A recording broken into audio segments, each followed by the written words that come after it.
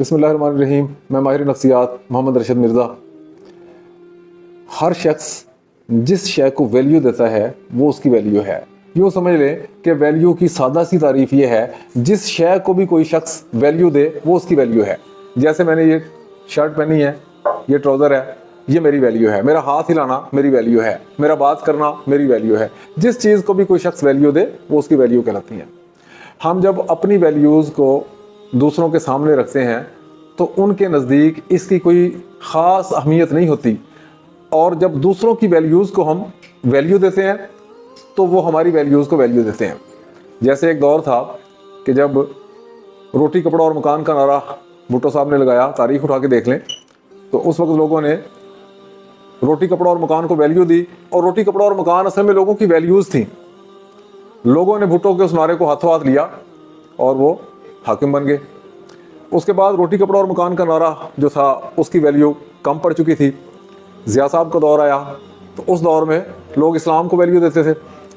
इस्लाम का नारा ज़िया साहब ने लगाया, ज़िया उल हक साहब ने, लोगों ने उसको वैल्यू दी क्योंकि वो लोगों की वैल्यू थी, और ज़िया साहब हाकिम बन गए।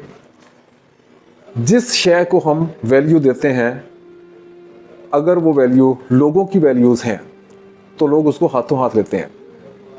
मेरे पास एक फ़ीमेल आई और आके उसने कहा कि मेरी शादी से पहले मेरे ससुराल वालों ने कहा था कि बतौर डॉक्टर आपको क्लिनिक बना के देंगे, और जैसी शादी हुई तो उन्होंने साफ इनकार कर दिया। मैं उनसे कहती थी, उन्होंने बताया कि मैं उनसे कहती हूँ कि मुझे क्लिनिक बना के दे, वो ना करते हैं। क्या ऐसा करूँ कि मुझे क्लिनिक बनाने दें? उसकी वैल्यू क्लिनिक बनाना है, लेकिन घर वाले जो है वो इनकार करते हैं। जब वो घर वालों को उनकी वैल्यूज़ देंगी तो इसकी वैल्यू का एहतराम होगा। मैंने उन्हें कहा कि आपके शोहर के पसंदीदा को 12 काम यहाँ पे नोट करो। उसने लिखा कि जब वो घर आएँ मैं पानी पिलाऊं उन्हें पसंद है, खाना खुद दूं उन्हें पसंद है, बिस्तर लगाऊं उन्हें पसंद है। तो 12 काम मैंने नोट करवाए। मैंने कहा ये ग्रीन कलर है, इनका एक मखसूस नाम है ग्रीन कलर। आपने सिर्फ ग्रीन कलर पे 1 से 1.5 माह काम करना है और उसके बाद दोबारा आना है। जब उसने 1 से 1.5 माह शोहर की जो वैल्यूज़ थी, जो शोहर की पसंदीदा चीज़ें थी, पसंदीदा काम थे, उनको वैल्यू दी, तो शोहर ने उसका एहतराम करना शुरू कर दिया और उसकी बातचीत को भी वैल्यू देना शुरू कर दी। उसके बाद वो आई तो उसने कहा कि शोहर का रवैया मेरे साथ खासा बेहतरीन हो गया है, और इस 1 से 1.5 माह में कहीं भी उसने क्लिनिक बनाने का नहीं कहा। उसके बाद मैंने कहा कि अपनी सास के कोई 10 से 12 पसंदीदा काम नोट करो। उसने कहा सर में तेल लगाना, चाय पिलाना उनको, इस तरह के कोई 12 काम उसने नोट किए। मैंने कहा ग्रीन कलर पे काम जारी रखना है, ये रेड कलर है, जाएं इस पे काम शुरू कर दें। उसने उस पर काम शुरू कर दिया तो सास का रवैया जो है वो भी चेंज हो गया। वो जो बाहर जाने नहीं देती थी शोहर के साथ, वो खुद कहती थी कि जाओ इसको घुमा के लाओ, और उसका रवैया खासा उसके साथ बेहतरीन हो गया, खासा शानदार हो गया।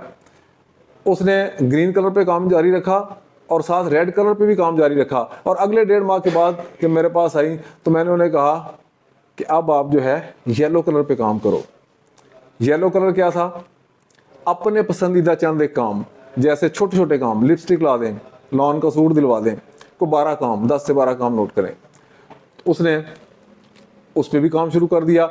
जैसे ही वो शोहर को कहती थी खाना लगा दूं, वो कहता था जी अच्छा। साथ वो जब कहती थी कि मुझे एक लिपस्टिक चाहिए, उसी फ्लो में वो कहती थी ठीक है दिलवा देता हूँ जी। यानी शोहर के अंदर और शोहर की माँ के अंदर, यानी उसकी सास के अंदर, पहले ना करने की प्रोग्रामिंग थी, अब जी जी करने की प्रोग्रामिंग हो गई थी। क्योंकि जब भी वो कहती थी सर में तेल लगा दूं सास को, वो कहती थी जी। अब उसके आगे असल में जी जी करने की प्रोग्रामिंग होगी। असल बात यह थी कि वो उनकी वैल्यूज़ को वैल्यू दे रही थी, और अब वो इसको भी वैल्यू देने लगे थे। जब वो अगले 1.5 माह बाद आई तो बहुत खुश थी कि सास ने और मेरे शोहर ने कहा है कि क्लिनिक बना लो।